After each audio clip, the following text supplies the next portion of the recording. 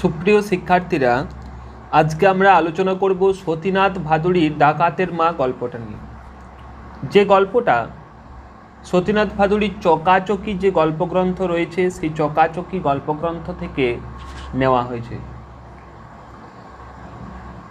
তো দেখো, আমরা এরপর গল্পের মধ্যে প্রবেশ করব। প্রথম লাইন রয়েছে যে আগে সে ছিল ডাকাতের বউ। সৌখীর বাপ মরে যাবার পর থেকে তার পরিচয় ডাকাতের মা বলে। এখানে সৌখীর মায়ের কথা বলা হচ্ছে। তার আগের পরিচয় সে ছিল ডাকাতের বউ, কারণ সৌখীর বাবা ছিল ডাকাত, অর্থাৎ তাদের বংশ পরম্পরায় দেখো ডাকাত হয়ে তারা আসছে। এজন্য আগে তার পরিচয় ছিল যে ডাকাতের বউ। এখন সৌখীর বাপ মরে যাওয়ার পর তার পরিচয় হয়েছে ডাকাতের মা। ডাকাতের মায়ের ঘুম কি পাতলা না হলে চলে? রাত বিরাতে কখন দরজায় টোকা পড়বে তার কি ঠিক আছে? অর্থাৎ ডাকাতের মায়ের ঘুম পাতলা, অর্থাৎ যে কোনো সময় তাকে যেন ডাকলে সাড়া পাওয়া যায়, সেরকম ঘুম হওয়া দরকার। টকটক করে 2 টোকার শব্দ থেমে থেমে 3 বার হলে বুঝতে হবে দলের লোক টাকা দিতে এসেছে। এটা হচ্ছে একটা সংকেত দেওয়া ছিল যে টকটক করে যদি 2 টোকার শব্দ থেমে থেমে 3 বার হলে বুঝতে হবে যে লোক টাকা দিতে এসেছে। অর্থাৎ লোক টাকা দেওয়ার যে সংকেতের কথা এখানে বলা হয়েছে, সেই সংকেতটা তোমাদেরকে একটা মুখস্থ করতে হবে। 3 বারের পর আরও 1 বার হলে বুঝতে হবে সৌখী নিজে বাড়ি ফিরল। ছেলের আবার কড়া হুকুম, তখনই দরজা খুলবি না হুট করে। অর্থাৎ তাড়াহুড়ো করে দরজা খোলা চলবে না। খবরদার, সে কি নির্দেশ দিয়েছে দেখো, যে 10 বার নিঃশ্বাস ফেলতে যতক্ষণ সময় লাগে ততক্ষণ অপেক্ষা করবি। অর্থাৎ 10 বার নিঃশ্বাস ফেলার জন্য যতক্ষণ সময় লাগবে ততক্ষণ অপেক্ষা করতে হবে, তারপর দরজা খোলা যাবে। আরও কত রকমের টোকা মারবার রকম ফের আছে, কতবার হয়েছে, কতবার বদলেছে। দুনিয়ায় বিশ্বাস করবে কাকে? পুলিশ ঠেকানো যায়, কিন্তু দলের কারো মনে যখন পাপ ঢোকে তখন তাকে ঠেকানো হয় মুশকিল।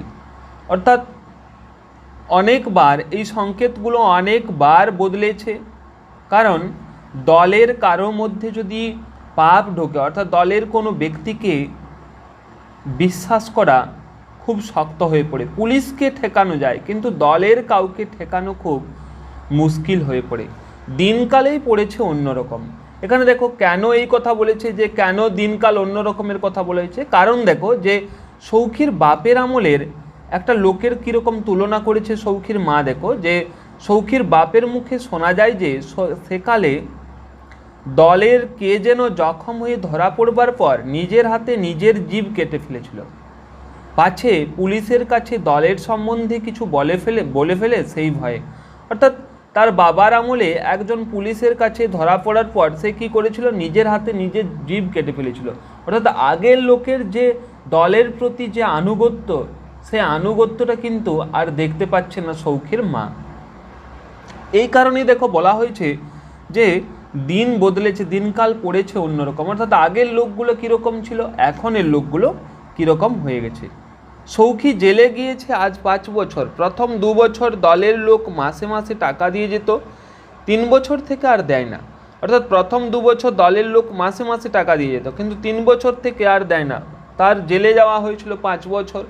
সেই 5 বছরের মধ্যে প্রথম 2 বছর লোক টাকা দিয়ে যাচ্ছিল, কিন্তু তারপর 2 বছর, তারপর 3 বছর কিন্তু আর টাকা দিয়ে যায় না। তাহলে দেখো আগের লোকগুলোর সঙ্গে এখনের লোকগুলোর যে পার্থক্য, সেটাও কিন্তু এখানে বোঝা যাবে।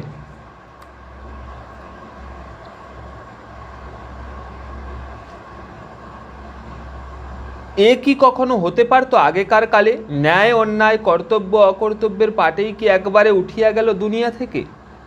সৌখীর বাপ কতবার জেলে গিয়েছে। সৌখীরও তো এর আগে 2 বার কয়েদ হয়েছে, অর্থাৎ এর আগে সে 2 বার জেলে গেছে। কখনো তো দলের লোক এর আগে এমন ব্যবহার করেনি, মাস না যেতে হাতে টাকা এসে পৌঁছেছে। কখনো বা আগাম 3-4 মাসের একসঙ্গে। কিন্তু এবার দেখো তো কাণ্ড, একটা সংসার পয়সার অভাবে ভেসে গেল কিনা তা একবার উঁকি মেরে দেখলো না দলের লোক। আগের বৌমার শরীরটা ছিল ভালো। অর্থাৎ আগে দেখো আগেকার লোকগুলো কত ভালো ছিল। সৌখীর মা বলছে দেখো যে আগেকার লোকগুলো কত ভালো ছিল, যে আগে কত টাকা পয়সা দিয়ে যেত লোক, বা সৌখীর বাপের আমলে সেই লোকটার কথা বলা হয়েছে যে ধরা পড়েছে, নিজের হাতে নিজের জীব কেটে ফেলেছে। আর এখনকার লোক দেখো, যে এখনকার লোকগুলো একটা সংসার ভেসে গেল কি না, সৌখী জেলে গিয়েছে, যে তার সংসার দেখভাল করা, সেসব তাকে কিছু টাকা পয়সা দেওয়া, সেটাও কিন্তু আর কেউ করছে না। এরপর বলা হয়েছে কি দেখো, যে সৌখীর যে আগের বউ ছিল, সেই বউয়ের শরীরটা ভালো ছিল, সৌখীর এবারকার বউটা রোগা রোগা, তার উপর ছেলে হবার পর একেবারে ভেঙে গিয়েছে শরীর। সৌখী যখন একবার ধরা পড়ে তখন বৌমার ছেলে পেটে, অর্থাৎ এবার যখন ধরা পড়েছে তখন বৌমার ছেলে পেটে ছিল। হ্যাঁ, নাতিটার বয়স 4-5 বছর হলো বই কি, তাহলে দেখো যে নাতিটার বয়স বলা হয়েছে যে 4-5 বছর হলো বই কি, অর্থাৎ আনুমানিক বলা হয়েছে, অর্থাৎ আনুমানিক তার বয়সটা 4-5 বছরের মতো হয়েছে। কি কপাল নিয়ে এসেছিল, কে এসেছে, ওই নাতিটার কথা বলা হচ্ছে। কেন এ কথা বলা হচ্ছে দেখো, যার বাপের নামে চৌকিদার সাহেব কাঁপে, দারোগা সাহেব পর্যন্ত যার বাপকে তুই তোকারি করতে সাহস করেননি কোনোদিন, তারই কিনা দুবেলা ভাত জোটে না, হায় রে কপাল। বলছে কি কপাল, যার বাপের নামে চৌকিদার সাহেব কাঁপছিল, দারোগা সাহেব পর্যন্ত ভয় খাচ্ছিল, তাকে কোনোদিন তুই তোকারি করতে সাহস করেনি, অর্থাৎ এতটাই সে প্রভাবশালী ছিল, কিন্তু তারই কিনা দুবেলা ভাত জোটে না, তার ছেলের দেখো দুবেলা ভাত জুটছে না, হায় রে কপাল। এ বৌমা যে খাটতে পারে না ওই রোগা শরীর নিয়ে, অর্থাৎ দ্বিতীয়বারের বউটা দেখো, আগেই পড়লাম আমরা যে তার রোগা শরীর, খাটতে পারে না। আমি বুড়ো মানুষ, কোনো রকমে বাড়ি বাড়ি গিয়ে দুটো খই মুড়ি বেঁচে আসি, অর্থাৎ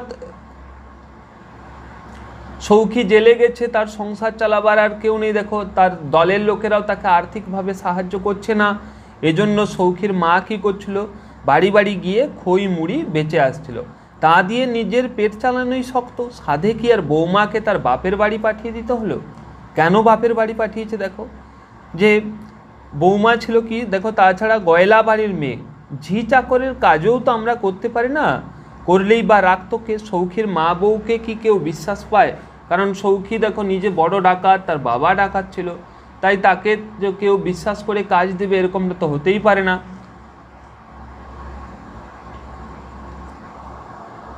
সৌখীর মা বউকে কেউ বিশ্বাস পায় না, নইলে আমার কি ইচ্ছে করে না যে বউ নাতিকে নিয়ে ঘর করি। বেয়ায়ের দুটো মোষ আছে, বেয়ায়ের দুটো মোষ ছিল, তবু বউ নাতিটার পেটে একটু একটু দুধ পড়ছে, ওদের শরীরে দুধের দরকার দুধের। তাহলে দেখো তাদের নাতি বউকে সে কেন পাঠিয়েছে, সৌখীর মা কেন পাঠিয়েছে তাদের, যে বেয়ায়ের দুটো মোষ ছিল, তাদের শরীর ছিল দুর্বল, সেই দুর্বলতা কাটানোর জন্য তাদের শরীরে একটু দুধের দরকার ছিল, যে দুধটা কোথায় পাওয়া যাবে, বেয়ায়ের ঘরে, কারণ দুটো মোষ আছে সেখানে। তবু বউ নাতিটার পেটে একটু দুধ পড়ছে, ওদের শরীরে দুধের দরকার, আর বছর খানেক বাদেই তো সৌখী ছাড়া পাবে, তখন বউকে নিয়ে এসে রূপোর গয়না দিয়ে মুড়ে দেবে।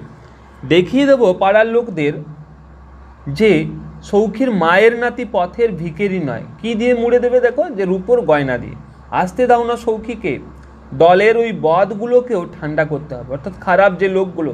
কেন বদ বলছে, কারণ দেখো সৌখী জেলে গিয়েছে, তার সংসারের দেখভাল করার দায়িত্ব তাদের একটা ছিল, কারণ তাদেরও উচিত ছিল যে তাদেরকে, সৌখীর যে পরিবার রয়েছে তাদেরকে কিছু আর্থিক সাহায্য করা।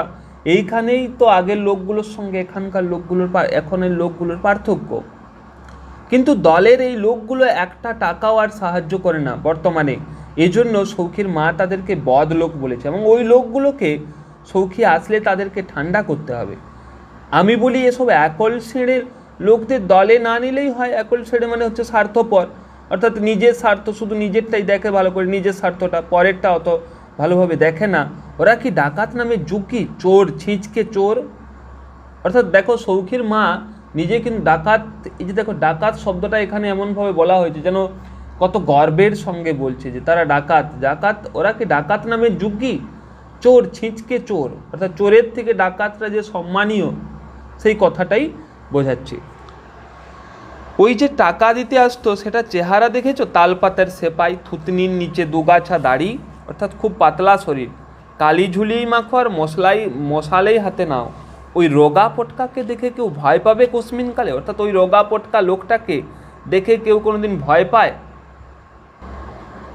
এরপর দেখো, ঘুম আর আসতে চায় না, রোজ রাতেই এই অবস্থা, মাথা পর্যন্ত কম্বলের মধ্যে ঢুকিয়ে না নিলে তার কোনো কালেই ঘুম হয় না শীতের দিনে। অর্থাৎ তার শীতকালে সে কেমন করে ঘুমোয় না, মাথা পর্যন্ত কম্বলের মধ্যে ঢুকিয়ে নেয়।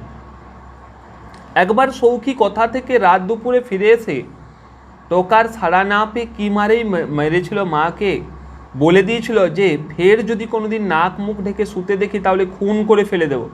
বাপের বেটা তাই মেজাজ অমন করা। আপাদমস্তক কম্বল মুড়ি দিয়ে নাক ডাকিয়ে ঘুমলেও একটা বকুনি দেবার লোক পর্যন্ত নেই বাড়িতে, গেল 5 বছরের মধ্যে।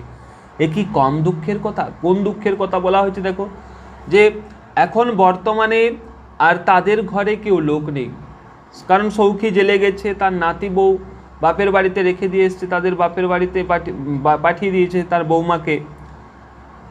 তাহলে দেখো এই বাড়িতে আর কেউ লোক নেই, এই জন্য সৌখীর মা একটা দুঃখ প্রকাশ করছে। ঘুমের অসুবিধা হলেও ছেলের কথা মনে করে সে একদিনের জন্য নাক মুখ ঢেকে শোয়নি 5 বছরের মধ্যে। অর্থাৎ সেই যে সৌখী মানা করেছিল তারপর থেকে কিন্তু সৌখীর মা আর 5 বছরের মধ্যে দেখো নাক মুখ টিকে দিয়ে ঘুমোয়নি। যদিও সৌখী জেলে ছিল তা সত্ত্বেও কিন্তু সে সেই নিয়ম পালন করছিল। বাইরে নোনা আতা গাছতলার শুকনো পাতার উপর একটু খড়খড় করে শব্দ হলো। কিসে, কোথায় শব্দ হলো? নোনা আতা গাছগুলোতে যে পাতা পড়ে রয়েছে সেই শুকনো পাতার উপর যেন একটা খড়খড় করে শব্দ হলো। গন্ধগোকুল কিংবা শিয়ালটেয়াল হবে বোধ হয়। কি অনুমান করেছিল সে? যে গন্ধগোকুল বা শিয়ালটেয়াল হবে। গন্ধগোকুল মানে হচ্ছে খট্টাস জাতীয় প্রাণী। কি খেতে যে এরা আসে বোঝা দায়। বুড়ো বুড়ো হয়ে শীত বেড়েছে, অর্থাৎ বুড়ি নিজেকে, সৌখীর মা নিজেকে বুড়ি সম্বোধন করছে। সে বয়স্ক হয়ে গেছে, বুড়ো হয়ে গেছে। সে কি বলছে? বুড়ো হয়ে শীত বেড়েছে, অর্থাৎ বয়স যত বাড়ছে শীতটাও যেন তার বেশি লাগছে। আগে একখান কম্বলে কেমন দিব্যি চলে যেত, এ কম্বলখানা হয়েওছে অনেক কালের পুরনো। এর আগের বার সৌখী জেল থেকে এনেছিল, সে কি আজকের কথা? অর্থাৎ সৌখী এই আগের বার যখন জেল গিয়েছিল তখন এই কম্বলখানাটা নিয়ে এসেছিল, যেটা সৌখীর মা এখন ঢাকা নিয়ে আছে। কম্বলখানার বয়স ক বছর হবে তার হিসাব করতে গিয়ে বাধা পড়ে। কিসের বাধা পড়ে দেখো, টক টক করে টোকা পড়ার শব্দ যেন কানে এলো। অর্থাৎ দরজার যে শব্দটা হচ্ছিল সেই শব্দটা আবার কানে এলো। টিকটিকির ডাক বোধ হয়। অর্থাৎ সৌখীর মা কি ভেবেছিল প্রথমে দেখো, যে সেই ডাকটা, সেই শব্দটা হয়তো টিকটিকির ডাক। হাতি পাঁকে পড়লে ব্যাঙেও লাথি মারে, হাতি পাঁকে পড়লে ব্যাঙেও লাথি মারে। অর্থাৎ সেই মুহূর্তে সে এই কথাটাই চিন্তা করেছে। টিকটিকিটা শুদ্ধ খুনসুরি আরম্ভ করে মজা দেখবার জন্য করে নে, ব্যাঙেও লাথি মারে। অর্থাৎ দেখো যে সে যখন সৌখীর মা ভয়ে ভয়ে ভাবছে যে এটা কিসের শব্দ হতে পারে, সে বারবার বিভিন্ন রকম শব্দ ভাবছে, এবং সেইটা বোঝানোর জন্য সে কি বলছে যে হাতি যখন পাঁকে পড়ে তখন ব্যাঙের মতো সামান্য একটা প্রাণীও লাথি মারে। টক টক করে আবার দরজায় দুটো টোকা পড়ল। না, তাহলে টিকটিকি না তো, আওয়াজটা ক্ষণক্ষণে টিনের কপাটের উপর টোকা মারবার শব্দ। অর্থাৎ যে শব্দটা তার টিকটিকির শব্দ মনে হচ্ছিল সেটা তারপরে সে কী ভাবলো যে না, এটা তো টিকটিকির ডাক নয়, টিনের কপাটের উপর টোকা মারবার শব্দ মনে হচ্ছে। বুড়ি উঠে বসে ঘর গরম রাখার জন্য সে আগুন করেছিল মেঝেতে, সেটা কখন নিভে গিয়েছে, কিন্তু তার ধোঁয়া ঘরের অন্ধকারকে আরও জমাট করে তুলেছে। এতদিন কি তাহলে দলের হতভাগাগুলোর মনে পড়েছে সৌখীর মায়ের কথা? কেন মনে পড়ছে দেখো, যে সৌখীর তো এখনও জেল থেকে বেরোতে অনেকটাই দেরি আছে। তাহলে সে ভাবছে যে তাহলে কি সেই সৌখীর দলের লোকগুলো তাদেরকে টাকা দিতে এসেছে, এতদিন কি তাদের মনে পড়ল? অর্থাৎ দলের লোকগুলোকে সে এই কারণেই হতভাগা বলেছে। আবার দরজায় দুটো টোকা পড়ল, আর সন্দেহ নেই অনেক দিনের অনভ্যেসের পর এই সামান্য ব্যাপারটা বুড়ির মনের মধ্যে একটু উত্তেজনা এনেছে। অনেক দিনের অনভ্যেস কেন বলা হয়েছে দেখো, যে কারণ সৌখী অনেক দিন জেলে গেছে, তাই কে এসেছে এই অসময়ে, এই জন্য তার দীর্ঘদিন এই ব্যাপারটা অভ্যস্ত থাকেনি যে এই সময় কে আসতে পারে, বা এই যে টোকার শব্দগুলো এটা তার অনভ্যেসের মধ্যে ছিল। তবু বলা যায় না কে না কে। সৌখীর মা আস্তে আস্তে উঠে দরজার পাশে গিয়ে দাঁড়ায়, বন্ধ কপাটের ফাঁক দিয়ে বাইরের লোকটাকে দেখবার চেষ্টা করলো। লোকটাও বোধ হয় কপাটের ফাঁক দিয়ে ভিতরে দেখবার চেষ্টা করছে, অর্থাৎ দুজনেই দেখার চেষ্টা করছে। বাইরেও ঘুটঘুটে অন্ধকার, কিছু দেখা যায় না, বিড়ির গন্ধ নাকে আসছে। আবার টোকা পড়লো দুটো, এবার একেবারে কানের কাছে। এ টোকা পড়বার কথা ছিল না, অবাক কাণ্ড। তাহলে তো লোকটা টাকা দিতে আসেনি, পুলিশের লোকটোক নয় তো, টোকা মারবার নিয়ম কানুনগুলো হয়তো ভালো জানে না। তাহলে বুড়ি কী ভাবছে দেখো, যে সৌখীর মা যে পুলিশের লোকটোক নয় তো, তার জন্য টোকাগুলো কীরকম মারছে, টোকা মারবার নিয়মগুলো হয়তো ঠিক মতো জানে না। সৌখী ছাড়া পাওয়ার পর যে এখনও বহু দেরি, নিশ্চয়ই পুলিশের লোক। তবে তুমি যেই হও, টাকা দিলে নিশ্চয়ই নিয়ে নেবো, তারপর অন্য কথা বলতে হবে সাবধানে, দলের কারো নাম ধাম আবার মুখ দিয়ে বেরিয়ে না পড়ে অজান্তে। অর্থাৎ সৌখীর এখনও জেল থেকে ছাড়া পেতে অনেকটাই দেরি রয়েছে, তাই তার মা ভাবছে যে তাকে সমস্ত কথা, যে কথাগুলো সে বলবে সেগুলো খুব সাবধানে বলতে হবে। পুলিশের লোক যদি হয় তবে দলের কারো নাম নেওয়া যাবে না, খুব সাবধানে কথা বলতে হবে। আর যদি দলের কেউ টাকা দিতে আসে তো সে কিন্তু সেই টাকা নিয়ে নেবে। হঠাৎ মনে পড়ল হুড়কো খুলবার আগে 10 বার নিঃশ্বাস ফেলবার কথা। অর্থাৎ সৌখী সেই যে বলেছিল, আমরা আগেই পেয়েছি যে দরজা খোলার আগে 10 বার নিঃশ্বাস ফেলতে হবে, সেই 10 বার নিঃশ্বাস ফেলার কথা তার মনে পড়ে গেল। মানসিক উত্তেজনায় নিঃশ্বাস পড়ছেই না, তার গুনবে কি, বুকের মধ্যে ধড়াস ধড়াস করছে। বুড়ি তাড়াতাড়ি 10 বার নিঃশ্বাস ফেলে নিয়ম রক্ষা করে নিল। অর্থাৎ দেখো যে সেই যে 10 বার নিঃশ্বাস ফেলার নিয়ম ছিল, সেটা তাড়াতাড়ি সে নিয়ম রক্ষা করে নিল, কারণ তার মধ্যে একটা উত্তেজনা সৃষ্টি হয়েছে। কে? এরপর সে জিজ্ঞাসা করছে কে। দরজা খুলে সম্মুখে এক লম্বা চওড়া লোককে দেখে ডাকাতের মায়েরও গা ছমছম করে। ঘর যে একবারে ঘুটঘুটে অন্ধকার, ঢুকি কি করে? সৌখীর মা তখন বলছে, কে সৌখী? ও মা তুই? আমি ভাবি কে না কে। বুড়ি ছেলেকে জড়িয়ে ধরেছে। এ ছেলে বুড়ো হয়েও সে একই রকম থেকে গেল। কীরকম থেকে গেল দেখো, সে কিন্তু বলেনি কোনোভাবেই যে আমি এসেছি, সে কোনোভাবেই বলেনি। সেই যে টোকা মারার যে সব সংকেতগুলো ছিল, সে সেইভাবেই তার মাকে দরজা খুলতে বলেছে। এই কারণেই সৌখীর মা এই কথাগুলো বলেছে। বুক ফুলিয়ে পাড়া জাগিয়ে ঢুকতে পারতো বাড়িতে অনায়াসে, কিন্তু দরজায় টোকা মেরে মায়ের সঙ্গে খুনসুরি হচ্ছিল এতক্ষণ, এ আনন্দ তার রাখবার জায়গা নেই। লাট সাহেব জেল দেখতে গিয়েছিল, আমার কাজ দেখে খুশি হয়ে ছেড়ে দেবার হুকুম দিয়ে দিল। অর্থাৎ লাট সাহেব জেল দেখতে গিয়েছিল, তারপরে তিনি কি করেছিলেন, যে খুশি হয়ে তার কাজ দেখে তাকে জেল থেকে ছাড়ার হুকুম দিয়ে দিয়েছিল। খুশি আর কি, হেড জমাদার সাহেবকে টাকা খাইয়েছিল, সেই সুপারিশ করে দিয়েছিল জেলার বাবুর কাছে, তাই বেশি রেমিশন পেয়ে গেলাম। আচ্ছা তুই কুপিটা জ্বাল তো, তারপর সেসব কথা হবে। রেমিশন পেয়ে গেলাম মানে হচ্ছে শাস্তি থেকে নিষ্কৃতি পেয়ে গেল। কেন পেয়েছিল দেখো, হেড জমাদার সাহেবকে টাকা খাইয়েছিল, তাই লাট সাহেব তাকে জেল থেকে তাড়াতাড়ি ছেড়ে দেওয়ার হুকুম দিয়েছিলেন। দরকারের চাইতেও জোরে কথাগুলো বলল সৌখী, যাতে ঘরের অন্য সকলেও শুনতে পায়। দেখো সে যতটা শব্দে কথা বলা দরকার তার থেকেও কিন্তু সে বেশি শব্দে কথা বলল, কারণ ঘরের অন্য সকল অর্থাৎ তার স্ত্রী এবং ছেলে রয়েছে সেই তারাও যেন শুনতে পায়। তারপর মাকে কেরোসিন তেলের টেমিটাকে খুঁজতে সাহায্য করবার জন্য দেশলাইয়ের কাঠি জেলে তুলে ধরে। বুড়ি এতক্ষণে আলোতে মুখ দেখতে পেল ছেলের, চুলে বেশ পাক ধরেছে এবার, তাই বাপের মুখের আদল ধরা পড়েছে ছেলের মুখে। রোগা রোগা লাগছে যেন। সৌখীটার তো বাপের মতো ছেলে জেলে গেলে শরীর ভালো হয়, তবে এবার এমন কেন? অর্থাৎ আগেবার কি হয়েছিল দেখো, যে জেলে গেলে শরীর ভালো হয়, কিন্তু এইবার তাকে যেন কেমন রোগা রোগা লাগছিল। ছেলের চোখের চাউনি ঘরের দূর দেওয়াল পর্যন্ত কি যেন খুঁজছে, কাদের খুঁজছে সে কথা আর বুড়িকে বুঝিয়ে বলে দিতে হবে না। ছেলের চোখের চাউনি অর্থাৎ ছেলের চোখ দূর দেওয়াল পর্যন্ত কিছু একটা খুঁজছে, কাদের খুঁজছে সে কথা সে বুড়িকে বুঝিয়ে বলে দিতে হবে না। হ্যাঁ রে, জেলে তোর অসুখ বিসুখ করেছিল নাকি? সৌখী এ প্রশ্ন কানে তুলতে চায় না। জিজ্ঞাসা করে এদের কাউকে দেখছি না। এদের কাউকে বলতে কার কথা বলা হয়েছে দেখো, যে তার ছেলে এবং তার স্ত্রীর কথা বলা হয়েছে। প্রতি মুহূর্তেই বুড়ি এই প্রশ্নের ভয়েই করছিল, জানা কথা যে জিজ্ঞাসা করবেই। কোন প্রশ্নের ভয় করছিল? যে তার ছেলে এবং তার স্ত্রীকে সে জিজ্ঞাসা করে কিনা, এই প্রশ্নের ভয়েই সে করছিল। তবু বউ বাপের বাড়ি গিয়েছে, হঠাৎ বাপের বাড়ি, এতদিন পর বাড়ি ফিরেছে ছেলে, এখনই সব কথা খুলে বলে তার মেজাজ খারাপ করে দিতে চায় না, মরদের রাগ, অর্থাৎ এখন সে সব কথা খুলে বলতে চাইছে না।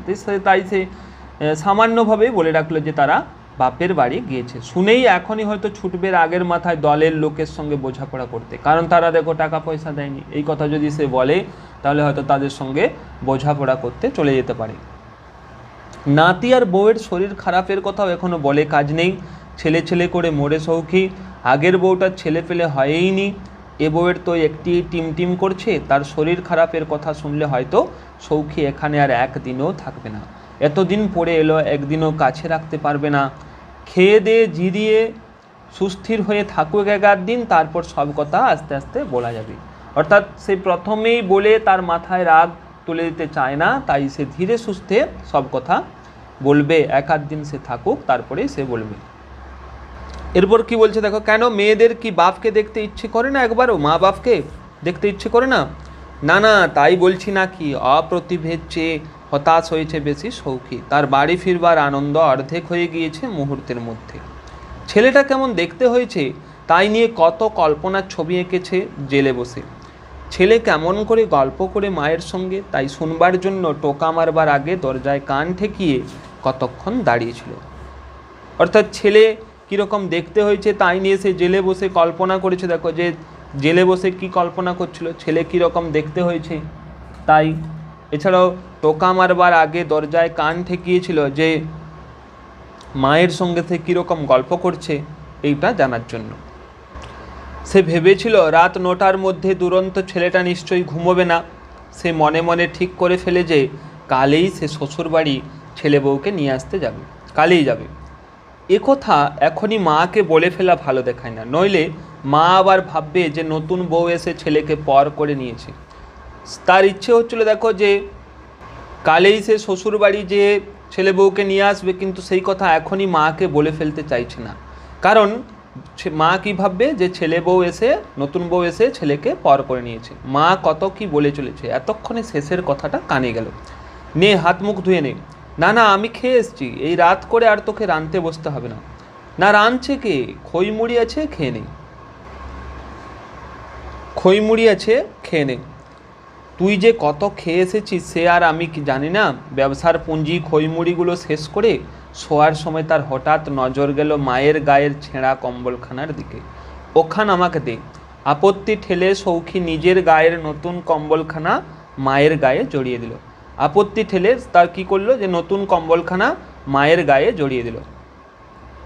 নতুন কম্বল মুড়ি দিয়ে শুয়েও বুড়ির ঘুম আসতে চায় না, পা কিছুতেই গরম হয় না। রাজ্যের দুশ্চিন্তায় মাথা গরম হয়ে উঠেছে, কিছুতেই গরম হয় না। আপত্তি ঠেলে সৌখী নিজের গায়ের যে নতুন কম্বলখানা ছিল সেটা তার মায়ের গায়ে জড়িয়ে দিল।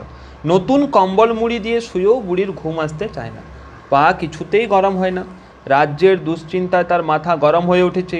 সৌখীর কেন দেখো দুশ্চিন্তা, সেই কথাটা আমরা একটু পরেই জানব। সৌখীর নাক ডাকানির একঘেয়ে শব্দ কানে আসছে।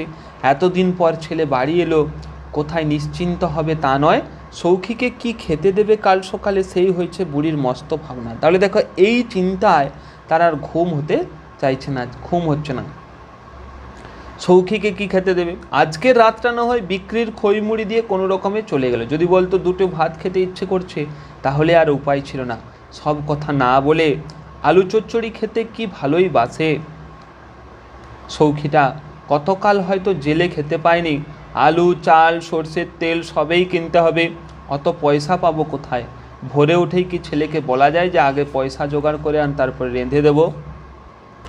তাহলে দেখো যে বুড়ির একটা খুব চিন্তা হচ্ছে যে ছেলেকে কি খাওয়াবে। ছেলে আলু চচ্চড়ি খেতে ভালোবাসে, সেটাই কোথার থেকে জোগাড় করবে, খুব চিন্তা করছে। কাছারি ঘড়িতে 2টো বাজলো, ভেবে কুলকিনারা পাওয়া যায় না। মনে পড়ল যে পেশকার সাহেবের বাড়ি রাজমিস্ত্রি লেগেছে। আজ যখন মুড়ি বেচতে গিয়েছিল তখন দেখছে যে পড়ে উত্তরের পাঁচিলটা গাঁথা হচ্ছে। বুড়ি বিছানা থেকে উঠে পা টিপে টিপে বেরোলো ঘর থেকে। এই দাগ দেওয়া লাইনগুলো তোমরা ভালোভাবে তৈরি করবে। তাহলে দেখো কাছারি ঘড়িতে কটা বাজলো? রাত 2টো বেজেছে। তারপরে সে কী করলো? পেশকার সাহেবের বাড়িতে রাজমিস্ত্রি লেগেছে, সে দেখে এসছে তা, এবং পড়ে যাওয়া যেটা পড়ে গিয়েছিল পাঁচিলটা, উত্তরের পাঁচিলটা, সেটা গাঁথা হচ্ছে। বুড়ি বিছানা থেকে উঠে পা টিপে টিপে ঘর থেকে বেরোলো। মাতাদিন পেশকারের বাড়ি বেশি দূরে নয়। পাঁচিল সেদিন 1.5 উঁচু পর্যন্ত গাঁথা হয়েছে। কত দূর গাঁথা হয়েছে দেখো? 1.5। মাটি আর ভাঙ্গা ইটের পাহাড়ের নিচে পড়ে থাকায় সে পাঁচিল ভাঙতে বুড়ির বিশেষ অসুবিধা হলো না। বাড়ি নিশুতি বাড়ি, অন্ধকারে কি কোথায় আছে ঠাওর করা শক্ত। বারান্দায় দোরগোড়ায় গুছিয়ে রাখা হয়েছে পেশকার সাহেবের খড়মজোড়া আর জল ভরা ঘটি, ভোরে উঠেই দরকার লাগবে বলে। অর্থাৎ বারান্দার দোরগোড়ায় কি গুছিয়ে রাখা হয়েছে দেখো, যে পেশকার সাহেবের খড়মজোড়া এবং জল ভরা ঘটি, অর্থাৎ ঘটি জল ভরা, ভোরে উঠেই দরকার লাগবে বলে সেটা গুছিয়ে রাখা আছে। ভয়ে বুড়ি উঠোনের আর কোথায় কি আছে হাতড়ে হাতড়ে খুঁজবার চেষ্টা করলো না। সে তাড়াতাড়ি যেটা পেয়েছে সেটাই নিয়ে নিল। কেন নিয়েছে দেখো, এই চুরিটা সে কেন করছে? অনেক দিন পর সৌখী বাড়ি ফিরেছে, তাকে কি খাওয়াবে? হাতে একটিও পয়সা নেই, তাই তাকে এই সামান্য চুরি করতে হচ্ছে। পেশকার সাহেবের সেই জল ভরা ঘটিটাই সে চুরি করে নিল। জলটুকু পর্যন্ত ফেলেনি। রাত দুপুরে লোটা হাতে নিয়ে দেখলে সন্দেহ করবে না। অর্থাৎ সে তার মধ্যে যে জলটা ছিল সেই জলটাও সে ফেলেনি। এদেশে লোটা বিনা সংসার অচল। অর্থাৎ লোটা মানে যে জলের ঘটিটা, সেই জলের ঘটিকে বোঝাচ্ছে। দিনে 12 কয়েক লোটা না মাজলে মাতাদিন পেশকারের হাত নিষ্পিস করে। সেই জন্য হুলস্থুলস পড়ে গেল তার বাড়িতে সকালবেলায়। কারণ সকালবেলায় লোটাটা পাওয়া যাচ্ছে না, সেই জন্য বাড়িতে একটা হইচই পড়ে গেল। খোকার মা নাকে কেঁদে স্বামীকে মনে করিয়ে দিলেন যে লোটা হলো বাড়ির লক্ষ্মী, এখনই আর একটি কিনে আনা দরকার, বাড়ির লক্ষ্মীশ্রী ফিরিয়ে আনতে হলে। অর্থাৎ খোকার মা মানে পেশকার সাহেবের স্ত্রী, তিনি নাকে কাঁদছেন। তিনি কি বলছেন দেখো, যে লোটা হচ্ছে বাড়ির লক্ষ্মী, তাই এখনই একটা কিনে আনা দরকার, না হলে বাড়ির লক্ষ্মীশ্রী ফিরে আসবে না। কর্তার মেজাজ তখন তিরিক্ষি হয়ে আছে চোরের উপর রাগে। অর্থাৎ তিনি চোরের উপর রাগে তার মেজাজ বিরক্ত হয়ে আছে, তিনি তার প্রতি খুব তিক্ত হয়ে আছেন। বাজে বক বক করো না, তোমাদের তো কেবল এই আইনের ধারায় স্পষ্ট লেখা আছে যে চুরির খবর পুলিশকে না দিলে জেল পর্যন্ত হতে পারে, সে খবর রাখো। তাহলে দেখো মাতাদিন পেশকার তিনি কি বলছেন দেখো, যে আইনের ধারায় কি স্পষ্ট লেখা আছে যে চুরির খবর আগে পুলিশকে দিতে হবে, না হলে কিন্তু জেল পর্যন্ত হতে পারে। আইনচঞ্চু মাতাদিন আরও অনেক ঝাঁঝালো হয়ে খোকার মাকে শোনাতে শোনাতে বাড়ি থেকে বার হয়ে গেলেন থানায় খবর দেওয়ার জন্য। আইনচঞ্চু অর্থাৎ আইনজ্ঞ, অর্থাৎ আইনটা খুব ভালো জানেন, এরকম ব্যক্তি হচ্ছেন মাতাদিন পেশকার। তাই তিনি কি করলেন দেখো, যে থানায় খবর দেওয়ার জন্য গেলেন। ফিরতিমুখো তিনি এলেন বাসনের দোকানে। অর্থাৎ থানার থেকে ফেরত আসার সময়, বাড়ি ফেরার সময় তিনি কোথায় এলেন? বাসনের দোকানে। নানা রকম ঘটি দেখালো দোকানদার, কিন্তু পছন্দসই কিছুতেই পাওয়া যায় না। পেশকার সাহেব বড় খুঁতখুঁতে লোটা সম্বন্ধে। তিনি কেমন লোটা চান দেখো, তিনি চান পুরো খুঁড়ো দেওয়া লোটা, বুঝলে কি না? এই এত বড় সাইজের মুখ হওয়া চাই বেশ ফাঁদালো, অর্থাৎ বেশ বড় সড়ো মুখ হওয়া চাই, যাতে বেশ হৃষ্টপুষ্ট মেয়ে মানুষের এতখানি মোটার উপর কাঁকন শুদ্ধ হাত অনায়াসে ঢোকা যায় ভিতরটা মাজবার জন্য। অর্থাৎ একটা হৃষ্টপৃষ্ট হাত যাতে ভিতরে ঢোকানো যায়, সেরকম একটা বেশ বড় মুখওয়ালা লোটা চাই। দোকানদার শেষকালে হাল ছেড়ে দিয়ে জিজ্ঞাসা করে, পুরনো হলে চলবে? নামেই পুরনো, সস্তায় পাবেন, 2.5 টাকায়। পুরানো বাসনও বিক্রি হয় নাকি এখানে? দেখি। ঘটি দেখেই তার খটকা লাগে। পকেট থেকে চশমা জোড়া বার করে নাকের ডগায় বসালেন। খুঁড়োর নিচে ঠিক সেই তারা আঁকা, আর সন্দেহ নেই। অর্থাৎ তার সন্দেহ কিভাবে দূর হলো দেখো, যে সেই যে খুঁড়োর নিচে যে তারা দেওয়া লোটাটা ছিল, সেই লোটাটা দেখেই তার সন্দেহ হলো। মাতাদিন পেশকার আইনের ধারা ভুলে গিয়ে দোকানদারের টুটি চেপে ধরেন। তিনি বলছেন, বল এলোটা কোত্থেকে পেলি, দিনে করিস দোকানদারি আর রাতে বার হস সিন্ধকাঠি নিয়ে। একেবারে হই রই কাণ্ড, হই রই কাণ্ড। দোকানে লোক জড়ো হয়ে গেল। দোকানদার বলে সে কিনেছে এই ঘটি নগদ 14 আনা পয়সা গুনে সৌখীর মায়ের কাছ থেকে এই কিছুক্ষণ মাত্র আগে। অর্থাৎ দোকানদার তাকে বলছে যে এই ঘটিটা সে এই কিছুক্ষণ মাত্র আগে 14 আনা পয়সা দিয়ে সৌখীর মায়ের কাছ থেকে কিনেছে। কারণ দেখো যে লোটাটা বুঝতে পেরে গেছেন, পেশকার সাহেব বুঝতে পেরে গেছেন যে এই লোটাটা তার এই লোটা। এরপর কি হয়েছে দেখো, 14 আনা এই ঘটি পাওয়া যায়? চোরাই মাল জেনেই কিনেছিস। চোরাই মাল রাখবার ফৌজদারি ধারা জানিস? আমরা আগেই বলেছিলাম দেখো যে পেশকার সাহেব ছিলেন আইন চঞ্চু, তিনি আইনটা বেশ ভালো বোঝেন, তাই তাকে বিভিন্ন রকম শাসন করছেন। দেখো পেশকার সাহেব থানায় পাঠিয়ে দিলেন একজন ছোকরাকে, দারোগাকে ডেকে আনবার জন্য। চোর ধরা পড়বার পর দারোগা সাহেবের কাজে আর ঢিলেমি নেই, তখনই সাইকেলে এসে হাজির। অর্থাৎ যখনই তিনি শুনলেন যে চোর ধরা পড়েছে, তখন আর কাজে তিনি কোনো ঢিলেমি করেননি, সঙ্গে সঙ্গে সাইকেলে করে এসে হাজির হয়ে গেছেন দোকানের সামনে। সৌখীর মা আলুর তরকারি চড়িয়েছে উনুনে, কারণ সৌখী আলু চচ্চড়ি খেতে ভালোবাসে, তাই সৌখীর মা আলুর তরকারি বসিয়েছে। ছেলে তখনও ওঠেনি বিছানা ছেড়ে। অনেককাল জেলে ঘড়ি ধরে সকালে উঠতে হয়েছে নতুন পাওয়া স্বাধীনতা উপভোগ করার জন্য। সৌখী মনে মনে ঠিক করেছে যে বেলা 12টার আগে সে কিছুতেই আজ বিছানা ছেড়ে উঠবে না। অর্থাৎ সৌখী নতুন পাওয়া স্বাধীনতাটাকে উপভোগ করতে চায়। অনেক কাল সে জেলে সকাল সকাল উঠেছে, তাই সেই আনন্দটাকে উপভোগ করার জন্য সে কি করেছে, 12টার আগে সে কিছুতেই উঠবে না, এটা সে স্থির করেছে। এরপর দেখো দারোগা পুলিশ দেখে বুড়ির বুক কেঁপে ওঠে, কারণ সে তো চুরি করে নিয়ে এসছে, চুরি করে বিক্রি করেছে, তাই তার বুক কেঁপে উঠেছে। পুলিশ দেখে ভয় পাওয়ার লোক সে নয়। এর আগে কতবার অসময়ে পুলিশকে তাদের বাড়িতে হানা দিতে দেখেছে, কিন্তু আজ যে অন্য ব্যাপার। এর আগে অনেকবার পুলিশ এসেছে তার বাড়িতে, কিন্তু আজকের ব্যাপারটা অন্যরকম ছিল। কীরকম অন্য দেখো, মাতাদিন পেশকার আর বাসনওয়ালা যে পুলিশের সঙ্গে রয়েছে, তার যে ধারণা ছিল বাসনওয়ালারা পুরানো বাসনগুলো রং চং দিয়ে নতুনের মতো না করে নিয়ে বিক্রি করে না। 5-7 বছর আগে পুলিশ একবার ভোর রাত্রে তাদের বাড়ি ঘেরাও করেছিল বন্দুকের খোঁজে। তখন তো মাথা হেঁট হয়নি তার। ডাকাতি করা তার স্বামী পুত্রের হকের পেশা, অর্থাৎ ডাকাতি করা তাদের জন্য একটা গর্বের কাজ, তাদের বংশ পরম্পরায়ভাবে এই কাজটা হয়ে আসছে। সে তো মরদের কাজ, গর্বের জিনিস, দেখো সেটা গর্বের জিনিস।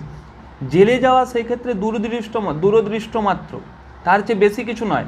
কিন্তু এই যে চুরি, ছিঁচকে চোরের কাজ শেষকালে, দেখো এ যে অন্য ব্যাপার। আমি আগে একটা লাইন বলেছিলাম, এই দেখো যে এ যে অন্য ব্যাপার, এই যে এই ব্যাপারটা কি ব্যাপার, অন্য ব্যাপার মানে কি ব্যাপারের কথা বলছে দেখো, যে আগের বারে যেগুলো ছিল সেগুলো কিন্তু ছিল সব ডাকাতি ব্যাপার, আর এটা ছিল একটা চোরের সামান্য চুরি করা কাজ, চোরের কাজ, এটা তার অসম্মানের কাজ।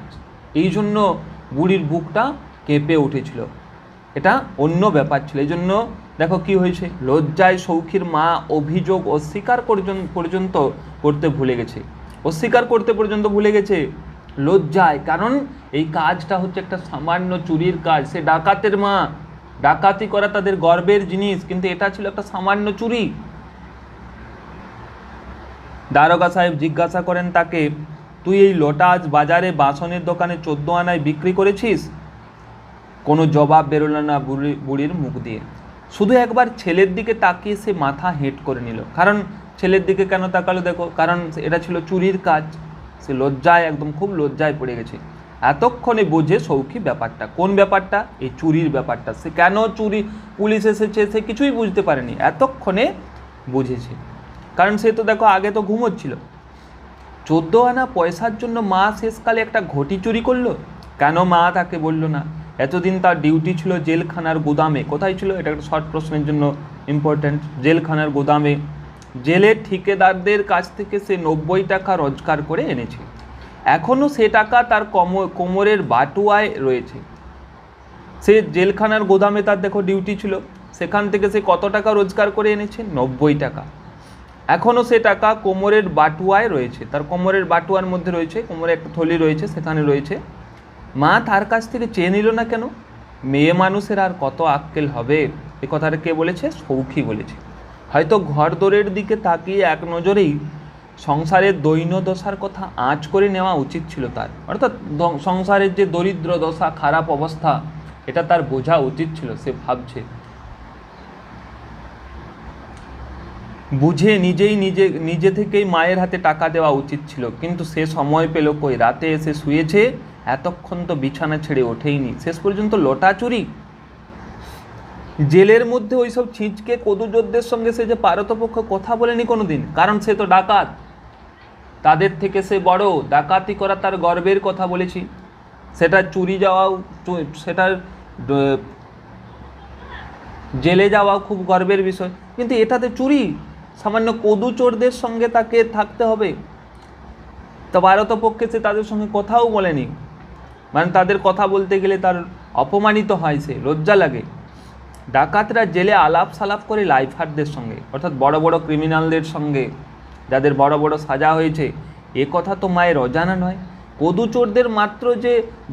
কদুচোরদের যে মাত্র 2 মাস 3 মাসের সাজা হয়, মা কি জানে না? অর্থাৎ কদুচোর, সামান্য চোর, তাদের যে 2-3 মাসের সাজা হয়। এই বুড়ি, আমার কথার উত্তর দিচ্ছিস না কেন? বল, জবাব দে। বুড়ি নির্বাক। দারোগা বাবুর প্রশ্ন কানে গেল, সে কথা বোঝাও যায় না তার মুখ দেখে। অর্থাৎ দারোগা বাবুর প্রশ্ন কানে গেল কি না, অর্থাৎ তাকে যে জিজ্ঞাসা করছে, সে কথা বোঝাও যায় না তার মুখ দেখে। আর থাকতে পারল না সৌখী। দারোগা সাহেব, মেয়ে মানুষকে নিয়ে টানাটানি করছেন কেন? আমি ঘটে চুরি করেছি কাল রাত্রে। বিজ্ঞ দারোগা বাবু তার অনুচরদের দিকে, অর্থাৎ তার সঙ্গে যারা রয়েছে, বিজয়ের দৃষ্টি হেনে ভাব দেখাতে চাইলেন যে এত বেলা পর্যন্ত সৌখীকে ঘুমোতে দেখে এ তিনি আগেই বুঝেছিলেন, শুধু বুড়ির মুখ দিয়ে কথাটা বার করে নিতে চাইছিলেন এতক্ষণ। এইবার সৌখীর মা ভেঙে পড়ল। কেন ভেঙে পড়ল? কারণ ছেলের নামে সে কলঙ্ক এনেছে। কি কলঙ্ক? কারণ ছেলে হচ্ছে একটা বড় ডাকাত, আর সে কিসের জন্য জেলে যাচ্ছে? সামান্য চুরির জন্য। এটা তার কাছে কলঙ্ক মনে হয়েছে। চুরি করাটা তার কাছে অপমান, ঘৃণা, লজ্জার কাজ। তাই সেটা সে বুড়ি কি মনে করেছে যে সৌখীর মা, যে এটা ছেলের জন্য সে কলঙ্ক নিয়ে এসছে। না দারোগা সাহেব, সৌখী করেনি, আমি করেছি, ওকে গ্রেপ্তার করবেন না, আমাকে করুন, ও কিছু জানে না, ও যে ঘুমুচ্ছিল, ওকে ছেড়ে দিন দারোগা সাহেব। এখনও যে বউ ছেলের সঙ্গে দেখা হয়নি ওর। দারোগা বাবুর পায়ের উপর মাথা কুটছে বুড়ি, কিন্তু তিনি বাসনওয়ালা কিংবা এই বুড়িটাকে নিয়ে মাথা ঘামাতে চান না, তার দরকার আসল অপরাধীকে নিয়ে। কারণ দেখো, সৌখী তো একদম চিহ্নিত ক্রিমিনাল, চিহ্নিত ডাকাত, তাই সৌখীর মা যে কথাগুলোই বলছে সেটা কিন্তু দারোগা সাহেব আর বিশ্বাস করছেন না। সৌখী যাবার সময় কোমর থেকে বাটুয়াটা বার করে রেখে গেল খাটিয়ার উপর। সেটাতে কত টাকা ছিল? 90 টাকা। মা তখনও মেঝেতে পড়ে ডুকরে কাঁদছে। উনুনে চড়ানো আলুর তরকারির পোড়া গন্ধ সারা পাড়ায় ছড়িয়ে পড়েছে। তাই মা তখনও কি করছে দেখো, যে ডুকরে কাঁদছে, আর উনুনে যে তরকারি বসিয়েছিল সারা পাড়ায় তা ছড়িয়ে গেল। অর্থাৎ ছেলের নামে সেই কলঙ্ক নিয়ে এসছে। যে ছেলে ডাকাতি করা তাদের গর্বের বিষয়, সেখানে সামান্য চুরি করার দায়ে, সামান্য চুরির জন্য তাকে জেলে যেতে হচ্ছে। এই দুঃখ বুড়িকে খুব আঘাত করেছিল, অর্থাৎ সৌখীর মাকে। তাই তখনও সে ডুকরে কাঁদছে মেঝেতে, আর উনুনে যে আলুর তরকারি বসিয়েছিল তার গন্ধ সারা পাড়ায় ছড়িয়ে গেল। এই হচ্ছে তোমাদের ডাকাতের মা গল্প, এবং এই গল্পের প্রতিটা লাইন ধরে আমি তোমাদের বিশ্লেষণ করে দিলাম। এইভাবে দাগ দেওয়া যে লাইনগুলো রয়েছে সেগুলো ভালোভাবে পড়তে হবে, এবং এইগুলোর থেকেই টেক্সটটা ভালো করে পড়া থাকলে তোমরা যে কোনো প্রশ্নই এর থেকে সহজেই করতে পারবে। এই হচ্ছে তোমাদের ডাকাতের মা গল্পের বিশ্লেষণ। ক্লাসটি ভালো লাগলে তোমরা অবশ্যই লাইক করবে, এবং চ্যানেলে নতুন হয়ে থাকলে অবশ্যই সাবস্ক্রাইব করে রাখবে।